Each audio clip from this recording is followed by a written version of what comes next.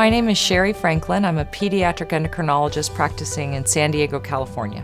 I can only speak from a solo practitioner because I'm in private practice by myself. But I think for solo, small, and some smaller, medium-sized groups, what we found is there's just so much paperwork.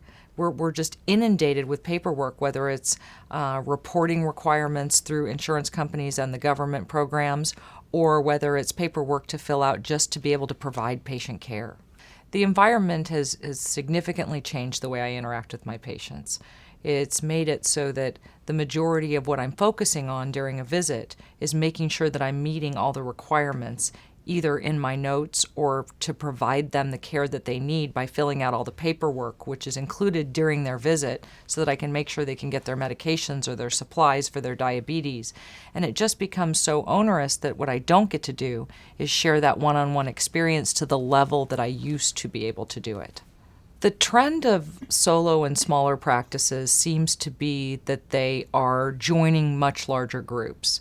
It used to be that the majority of the care provided in the United States was through very small practices.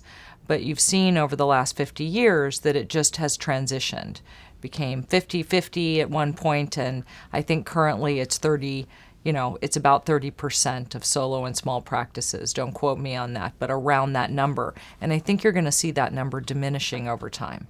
Payment is quite complicated. We are paid through what I call third-party payers, whether it's through a government program or whether it's through insurance programs. Very rarely are we paid directly by the patient. While things are moving more and more in that direction, it's much harder to receive reimbursement because of the requirements that you have to prove to them at the level of care that you provided. So let me give you an example. If I see a patient and I spend 30 minutes with them and I charge the insurance company based on that amount of time, they want proof. So now I can't just get paid. I have to send them my note, and they actually pick out points within the note to determine whether or not I actually deserve to be paid that amount. So it's a whole levels and levels of paperwork that fortunately, but unfortunately, the customer, the patient, doesn't see. And so they don't understand what's happening behind the scenes. And it's so onerous that you just get to spend less and less time with the actual patient connecting because you're so busy with these other things. I did something that's a little unconventional to manage all of these micromanagers on top of me. I started practicing only half days so that during the mornings, my staff could focus on all that paperwork.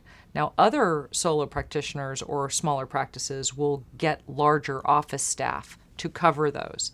I chose to a different model. I wanted to be a physician because I wanted to make a difference. And I think you'll hear that pretty much across the board.